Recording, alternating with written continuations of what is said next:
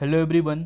उत्तराखंड ने recently develop किया है ग्रीन रामायण पार्क। जी हाँ दोस्तों, उत्तराखंड में बना देश का पहला ग्रीन रामायण पार्क। वाल्मीकि रामायण में बताई पौधों की प्रजातियां हैं यहाँ पर मौजूद।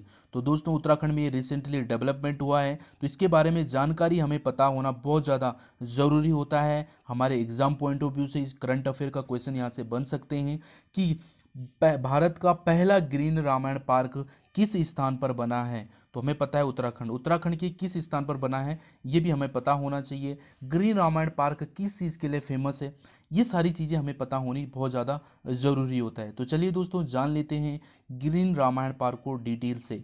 तो आप यहाँ पे देख पा रहे हैं कि उत्तराखंड वन विभाग द्वारा देश का पहला ग्रीन रामायण पार्क विकसित किया गया है। इसमें जो है वाल्मीकि रामायण में जिक्र किए गए पौधे हैं और भगवान राम से जुड़े 6 मुख्य जंगलों के प्रकार है जो अब विकसित हो चुके हैं। तो अब आपको यहाँ से क्लियर हो गया होगा दोस्तों। जो रामायण हम देखते हैं, जो रामायण हमने पढ़ी है वाल्मीकि रामायण, उस रामायण में जो जिक्र किए गए पौधे हैं, जब भगवान राम जी जो जंगल से होते हुए गुजरे थे, तो वहाँ पर जिन जिन पौधों का जो है जिक्र किया गया है इस रामायण में, और भगवान राम जी जब जंगलों से, तो जिन जिन मुख्य जंगलों से होते हुए गुजरे थे और जिनका भी यहाँ पे जो वाल्मीकि रामायण में जो है जिक्र मिलता है, उन सारे पौधों की प्रजातियों को जो है विकसित किया गया है ग्रीन रामायण पार्क में। यहाँ तक डन हुआ। आगे देखते हैं उत्तराखंड की जो chief conservator of forest research wing कौन है। संजीव चतुर्वेदी जी ने कहा कि ग्रीन रामायण पार्क, जिसे जो है हल्द्वानी इलाके के कुमाऊं में विकसित करने में 6 महीने से ज़्यादा का समय लगा है। तो ये भी आपको पता लगना चाहिए कितना समय लगा और क्या डन हुआ यहाँ से, कि ये जो है ग्रीन रामायण पार्क उत्तराखंड के हल्द्वानी जो स्थान है, इलाका है, यहाँ पर कुमाऊं मंडल में ये पड़ता है, आपको पता है। तो यहाँ पर जो है ग्रीन रामायण पार्क बनाया गया, हल्द्वानी। ठीक है, ये आपको याद रखना है। इसके अलावा जो है चतुर्वेदी जी ने आगे कहते हैं कि हमने भगवान राम से जुड़ी पौधों की प्रजातियों को खोजने के लिए उपलब्ध साहित्य और धार्मिक पुस्तकों का अध्ययन किया है, और यह देखकर आश्चर्यचकित रह गए कि वाल्मीकि रामायण की इस तरह की जानकारी कि एक खजाना है।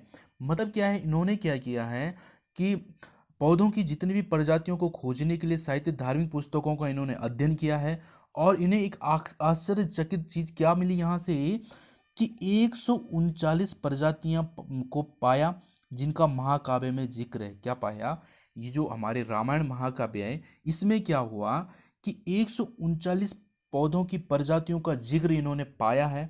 और इसके बाद हमने इन पौधों पर जो है रिसर्च किया, और रिसर्च करने के बाद जो है लगभग 90% 90% प्रजातियां अब भी जो है जंगल में मौजूद है। ये आपको यहाँ से क्लियर हुआ। क्या है कि जब इन्होंने क्या रिसर्च करा, ये जो रामायण में जो पेड़ पौधों को जो है प्रजातियों को जब इन्होंने खोजने, साहित्य धार्मिक पुस्तकों को जब इन्होंने अध्ययन किया, तो इन्होंने देखा कि उस पूरी रामायण में जो है लगभग 139 पौधों की जो प्रजातियों को उन्होंने वहाँ पे पाया।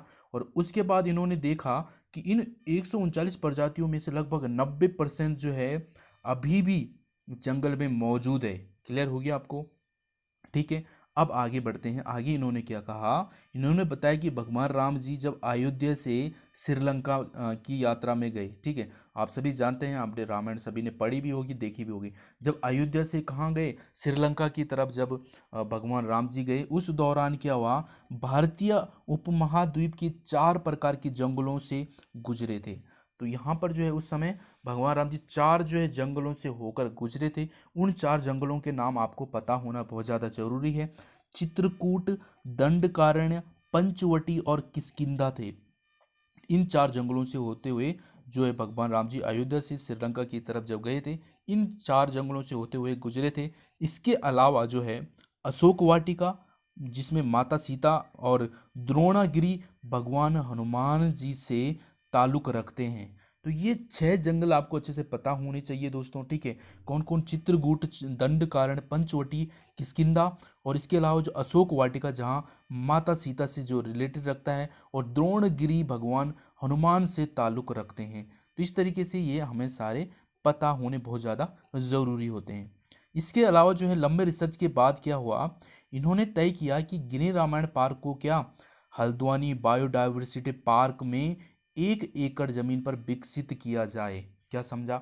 जब इन्होंने रिसर्च करा, लगभग 90% प्रजातियां जो अभी भी जंगलों में मौजूद है, तो इन्होंने क्या किया, एक ग्रीन रामायण पार्क बनाया जो कि हल्द्वानी बायोडायवर्सिटी पार्क के 1 एकड़ जमीन में इन्होंने विकसित किया। ठीक है, सारे प्रजातियों को इन्होंने क्या किया, इस ग्रीन रामायण पार्क में जो है प्लांट कर दिया। क्लियर हुआ यहाँ तक? कहाँ है? हल्द्वानी बायोडायवर्सिटी पार्क में। यहाँ हमने प्लांट लगाया, ठीक है, कह रहे हैं, और उनके जो है संस्कृत के नामों का उल्लेख भी किया है। जब इन्होंने इन प्लांटेशन यहाँ पर किया है, साथ में उनके नाम जो है इन्होंने संस्कृत में भी लिखा है, और वाल्मीकि रामायण में बताए गए इनके साइंटिफिक नाम, जो रामायण में जो इनके नाम बताए गए साइंटिफिक नाम, उनको भी लिखा है, और पौधों की जो प्रजातियों से जुड़े श्लोकों को भी पौधों के साथ जिक्र किया गया है। मतलब जो भी उन पौधों की प्रजातियों से रिलेटेड जो श्लोक उस रामायण काव्य में लिखा गया है, वो भी जो है इन्होंने साथ साथ में जिक्र किया है इनके साथ में। ठीक है, तो आप देख रहे हैं दोस्तों, यहाँ पे ये आप देख पा रहे हैं कि plant in the Valmiki Ramayana. तो आप यहाँ पे देख पा रहे हैं इनके बारे में, जो जो प्लांट है उनके बारे में पूरी डिटेल से यहाँ पे लिखा गया है। ठीक है, इसके अलावा आप यहाँ पे देख रहे हैं, ये हल्द्वानी बायोडायवर्सिटी पार्क है दोस्तों, और यहाँ पे जो है ग्रीन रामायण पार्क को डेवलप किया गया है। तो ये जो है इम्पोर्टेंट हो जाता है दोस्तों, हमारे उत्तराखंड में जो ये डेवलपमेंट हुआ है इसके बारे में हमें पता होना बहुत ज़्यादा ज़रूरी होता है, और यहाँ से जो है करंट अफेयर के क्वेश्चन बनने के चांसेस भी होते हैं। तो दोस्तों आपको क्लियर हो गया होगा ग्रीन रामायण पार्क एक्चुअल में है कहाँ और ये किस चीज़ के लिए फेमस है। डन है? तो चलिए दोस्तों, इस वीडियो में इतना ही था। वीडियो अच्छा लगा लाइक करें, कमेंट करें, शेयर करें अपने दोस्तों के साथ, और thanks for watching and thank you.